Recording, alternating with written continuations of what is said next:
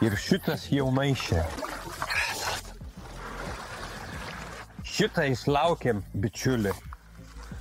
Tokio dar nebuvo. Milžiniškas, storas veidrodinis karpis. Oho, koks gyvūnas. Labai retai susižaviu kokiu nors masalu. Nes man jau jokia įmonė negali parodyti kažko stebuklingo arba produktu, bet šitas masalas iš tikrųjų yra stebuklingas masalas. Visas savo žuvis be išimties pagauname būtent su šiuo soft pop boiliu. Nesvarbu, ar tai kuoja, ar didelis karpis, ar mažas karpis, jo mielai maitinasi. Kablys įsikabino tobulai. Sistemėlė veikia nepriekaištingai, įveda kablį į žuvies burną. Ji nepabėga. Manau, ši jau arti 20 kilogramų. Manau. Labai sunki, masyvi žuvis. Stambi galva, trumpi ūsai ir didžiulis pilvas. Taip. Žadėjau parodyti galutinę sistemėlę, kurią naudojau žvejodamas karpius Dunojuje. Ir kuri buvo itin sėkminga siūlant soft pop boilius.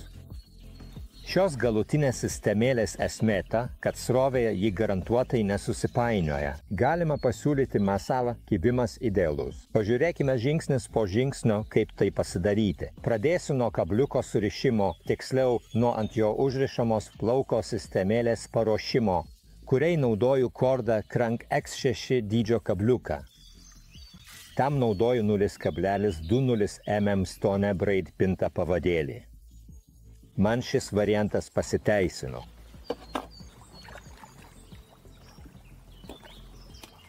Reikia surišti mažą galinę kilputę, kai jau perveriame valą per kabliuko auselę.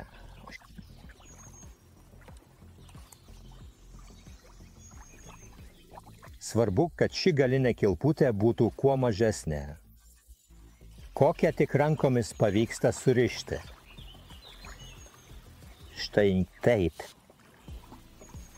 Tai dar sutvirtinu mazgo fiksatoriumi, patraukiu, kad mazgas gerai laikytųsi. Dabar jau nupjaunu nereikalingą valo galą. Taigi turime plauką su maža galine kilpute. Rišamo plauko ilgis turi būti daugiausia 1,5 cm. Tai pasieksiu taip, kad maždaug į šią poziciją. Patrauksiu valo galą su kilpute, tada pradėsiu vynioti. Kol bus išlaikytas minėtas plaukų linijos ilgis.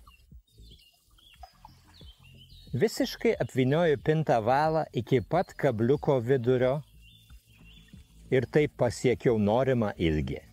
Šiuos vyniojimus šiek tiek suspaudžiu nagu.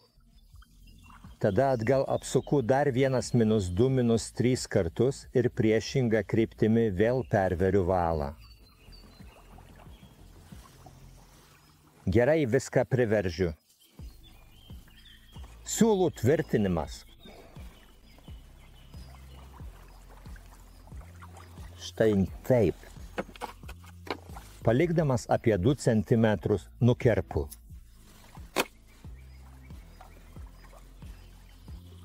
Užlenkiu lygiagrečiai prie kabliuko ir dabar naudosiu 20 svarų kordą EQ fluorokarboninį standų valą. Nusuku nuo jo 10-15 cm ilgio gabalėlį. Šį valą prakišu per kabliuko akutę iš galinės pusės, tada paimu pintą valą.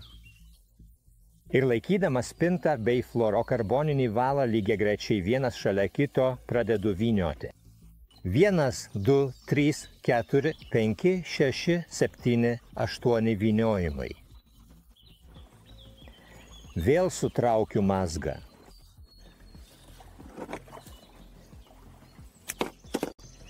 Nukirpau valą, tada vėlgi perveriu valą pro kabliuko galinę dalį. Ir gerai stipriai užveržiu. Jei rankomis nepavyksta pakankamai stipriai užveržti, naudokite tam pagalbinį įrankį. Taip tvarkingai išdėstę vijų vieną šalia kitos stipriai užveržime. Dabar reikia pašalinti nereikalingus valo galus, tiek pintos, viskas iš fluorokarboninės valo dalies.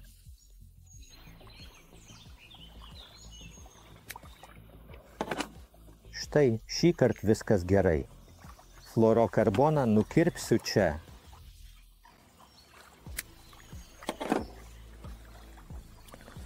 Na, kabliukas iš esmės jau surištas.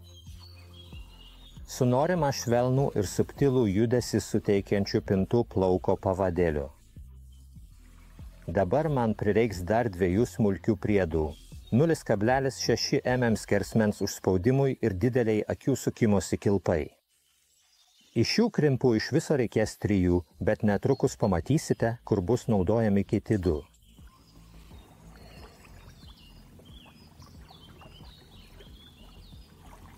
Pirmiausia, ant valo reikia užmauti krimpą. Tada seka didelės akutės suktukas ir svarbu, kad valą pervertumėte būtent per tą didelį žiedą. Tai padaryti labai paprasta. Dabar reikia įkišti valo galą į kitą, laisvą krimpo angą. Ir prieš pritvirtinant krimpą reikia nustatyti atstumą tarp didelės akutės suktuko ir kabliuko. Jis turi būti nedidesnis kaip 3 cm. Krimpą reikia užspausti. Tam reikės krimpo spaustuko ir būtent S formos griovelio. Krimpą reikia įdėti į mažiausią griovelį. Kai tai padaryta, reikia stipriai suspausti. Reikia labai stipriai suspausti, kad abu valo galai būtų tikrai tvirtai ir saugiai pritvirtinti. Perteklinį galą reikia nukirpti, sunkiausia dalis jau padaryta. Į kitą suktuko pusę vėl reikia pritvirtinti kordą EQ valą, bet šį kartą ilgesnį. Man reikia maždaug 30–40 cm ilgio atkarpos, nes žvejoju upėje, todėl kabliuką reikia laikyti toliau nuo šėryklos, kaip darytume stovinčio vandens sąlygomis. Valą prie suktuko vėlgi dar tvirtinu su krimpu.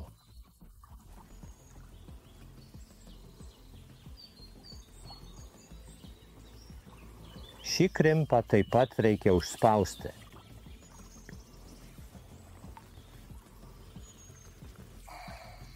Svarbu, kad tam naudotumėte S dydžio TI, mažiausią griovelį. Taip galima saugiausiai ir tvirčiausiai užspausti krimpą. Matote, kaip gražiai jis užspaustas. Kitoje valo pusėje suformuoju didelę kilpą, kurią taip pat tvirtinu krimpu. Čia reikia 3 krimpo. Kaip minėjau, šios valo atkarpos ilgis turėtų būti 30, daugiausia 40 cm, bet tiek tikrai reikia. Patirtis tai parodė. Štai čia yra ta didelė galinė kilpa, krimpas vėl užspaustas arba krimpo replės. Fluorokarboninių valų trūkumas dažniausiai yra tas, kad jie lieka tokie susisukę, susipainioję, nesitempia, pavadėlis nesiglaudžia gražiai. Jo pozicija nėra tobula, bet tai labai lengva pataisyti. Dar vienas pagalbinis įrankis, kuris jau atsirado, yra tempiklis. Į jį įkabinu kabliuką. Galinę kilpą suimu 2 pirštais ir stipriai patraukiu. Tai tarsi tempimo bandymas. Jeigu kuri nors krimpo dalis nebuvo gerai pritvirtinta, tada geriau tegul jį dabar. Praslysta ar nutrūksta būtent šiuo momentu, o ne kai varginsi didžiausią žuvį. Jei atlaiko šią traukimo jėgą, žvejyboje tikrai patikimai tarnaus. Man tempiant nutiko įdomus dalykas. Fluorokarboninė valas visiškai ištiesėja, išsilygina. Kodėl taip laikausi būtent šios valos? Pirma, ji vandenyje nematoma, antra, tai atspariausias, tvirčiausias monofilinis valas. Ji garantuotai atlaiko net pačias sunkiausias sąlygas, pavyzdžiui, šį kriauklių pilną dugną. Atspari trinčiai, taip pat pakankamai standi, todėl visada išlaiko mūsų pavadėlį tinkamoje padėtyje, garantuodama, kad net ir stiprioje upės srovėje nebus susipainiojimų. Pagrindinės linijos tos, kurią naudoju aš. Galinės sistemėlės man dar reikia gumos kūgio, kurį pritaikau norimam dydžiui.